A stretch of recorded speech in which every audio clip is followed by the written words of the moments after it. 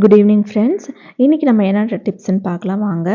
இந்த மாதிரி குக்கரில் நம்ம பருப்பு இல்லைன்னா சாதம் இதெல்லாம் வைக்கும்பொழுது பார்த்திங்கன்னா நிறைய டைம் வந்து அது அப்படியே பொங்கி வழிஞ்சிரும். நம்மளும் நிறைய டிப்ஸ் ஃபாலோ பண்ணியிருப்போம். ஆனால் அப்போவுமே இதெல்லாம் வந்து ரொம்பவே பொங்கி வழிஞ்சிரும். அதுக்கு இன்ஸ்டண்ட்டாக ஒரு ஐடியா தான் நான் இன்றைக்கி சொல்ல போகிறேன். அது என்னென்னு பார்த்தீங்கன்னா, இந்த மாதிரி டிஷ்யூ பேப்பர் எடுத்துக்கோங்க. அதில் அந்த விசில் போடுற இடத்துல மட்டும் ஒரு ஓட்டை போட்டுட்டு அந்த டிஷ்யூ பேப்பர் அப்படியே அந்த குக்கர் மூடி மேலே வச்சுட்டு விசில் போட்டுடுங்க. அதுக்கப்புறமா நம்ம இந்த மாதிரி சூடான பாத்திரங்கள்லாம் வைக்கிறதுக்காக கிச்சனில் இந்த மாதிரி ஸ்டாண்ட் வச்சுருப்போம் இல்லைங்களா, அந்த ஸ்டாண்ட் எடுத்து வச்சிடலாம். அந்த ஸ்டாண்ட் இல்லைனா கூட பரவாயில்ல, நீங்கள் டிஷ்யூ பேப்பர் மட்டும் வச்சுக்கோங்க. இப்போ நீங்கள் ஸ்டவ் ஆன் பண்ணி விட்டுட்டீங்க அப்படின்னா அந்த குக்கர் வந்து பொங்கி வழிஞ்சாலுமே அது என்ன ஆகும் அப்படின்னா அந்த டிஷ்யூ பேப்பரில் தான் இருக்கும். ஸோ கீழே வந்து ரொம்ப அதிகமாக வழியாது. அதே நேரத்தில் குக்கர் மூடியிலையுமே அதிகமாக இருக்காது, கொஞ்சமாக இருக்கும் ஆனால் அதிகமாக இருக்காது. நம்மளுக்கு அதை கழுவும் பொழுது ரொம்பவே ஈஸியாக இருக்கும்.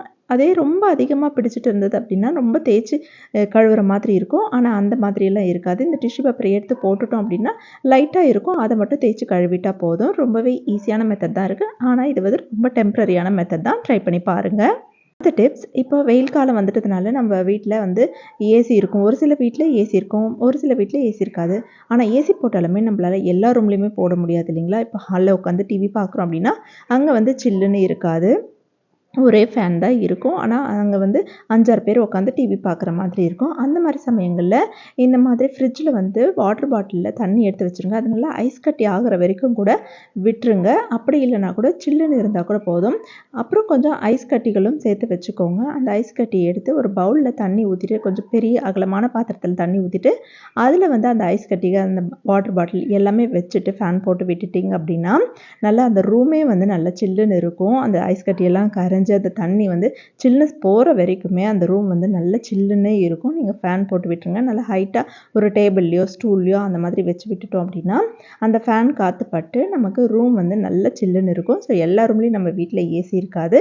அப்போது நம்ம எந்த ரூமில் உட்காரமோ ஏசி இல்லாத ரூமில் இருக்கிறோம் அப்படின்னா கண்டிப்பாக இந்த மெத்தடை ட்ரை பண்ணி பாருங்கள் ஃப்ரெண்ட்ஸ். இப்போ அடுத்த குறிப்பு என்னென்னு பார்க்கலாம். நம்ம கம்மல்லாம் போடுவோம். அதுக்கு வந்து நம்ம என்ன பண்ணுவோம் அப்படின்னா இந்த மாதிரி பட்டன்லாம் கொடுப்பாங்க. அந்த பட்டன் எடுத்து போட்டுடுவோம். நமக்கு நிறைய டைம் பார்த்திங்கன்னா ஒரு பட்டன் கூட பத்தாது, 2 பட்டன் போடுற மாதிரி இருக்கும். அந்த மாதிரி காதோட ஓட்டை வந்து பெருசாக இருக்கும். சில சமயங்களில் இந்த பட்டனை எங்கேயாவது வச்சுட்டு நம்ம ரொம்பவே தேடுவோம். அந்த மாதிரி டைமில் என்ன பண்ணலாம் அப்படின்னா இந்த மாதிரி ரீஃபில் வந்து காலியான ரீஃபில் எடுத்துக்கோங்க. அதில் கொஞ்சமாக கட் பண்ணி எடுத்துகிட்டு அந்த பட்டனுக்கு பதில் இந்த ரீஃபிலே சேர்த்துட்டு அதுக்கப்புறமா அந்த திருகாணி போட்டு திருப்பிட்டிங்க அப்படின்னா அந்த பட்டன் எப்படி டைட்டாக பிடிக்குமோ அதே மாதிரி இதுவுமே டைட்டாக பிடிச்சிருங்க. நான் இப்போ கொஞ்சம் அதிகமாக கட் பண்ணிட்டேன், ஆனால் உங்களுக்கு தேவையான அளவுக்கு மட்டும் கட் பண்ணிக்கோங்க. காதில் வச்சு பார்த்துட்டு அதுக்கப்புறமா கட் பண்ணிக்கோங்க எந்த அளவுக்கு தேவை அப்படின்னு. ஸோ ட்ரை பண்ணி பாருங்கள். ரொம்பவே யூஸ்ஃபுல்லான டிப்ஸ் இது. இப்போ அடுத்த டிப்ஸ் என்னென்னு பார்க்கலாம். இந்த மாதிரி மோதிரம் போடும்பொழுது சில சமயங்களில் ரொம்பவே லூஸாக இருக்கும். அதுக்கு நம்ம என்ன பண்ணுவோம் அப்படின்னா நூல் சுற்றி போடுவோம். அந்த மாதிரி நூல் சுற்றி போட்டால் கொஞ்சம் பார்க்குறதுக்கு அசிங்கமாகவும் இருக்கும். அந்த மாதிரி இல்லாமல் இந்த மாதிரி ரீஃபிலே எடுத்துக்கோங்க. அது ஒரு ஷார்ப்னர் வச்சு நீங்கள் பென்சில் எப்படி சீவுவீங்களோ அதே மாதிரி சீவிட்டிங்க அப்படின்னா அது அப்படியே ஒரு ஸ்ப்ரிங் மாதிரி நமக்கு வந்துடும். பொறுமையாக சீவணும். அந்த மாதிரி சீவிட்டிங்க அப்படின்னா அது ஒரு ஸ்ப்ரிங் மாதிரி வரும். அந்த ஸ்ப்ரிங்கை எடுத்துட்டு நம்ம இந்த மோதிரத்தில் நல்லா வந்து சேர்த்து விட்டுட்டோம் அப்படின்னாலே போதும். உங்களுக்கு எவ்வளோ தேவையோ அந்த அளவுக்கு மட்டும் சீவிக்கோங்க. இப்போ வந்துருச்சு.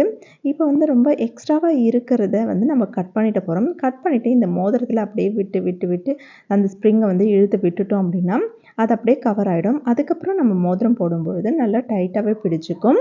ட்ரை பண்ணி பாருங்கள். இன்றைக்கி நான் சொன்ன எல்லா டிப்ஸுமே உங்களுக்கு பயனுள்ளதாக இருந்திருக்கும்னு நம்புகிறேன். பயனுள்ளதாக இருந்ததுன்னா இந்த வீடியோக்கு ஒரு லைக் கொடுத்துக்கோங்க. அப்படியே நம்ம சேனலை இது வரைக்கும் நீங்கள் சப்ஸ்கிரைப் பண்ணலன்னா சப்ஸ்கிரைப் பண்ணிக்கோங்க. தேங்க்யூ.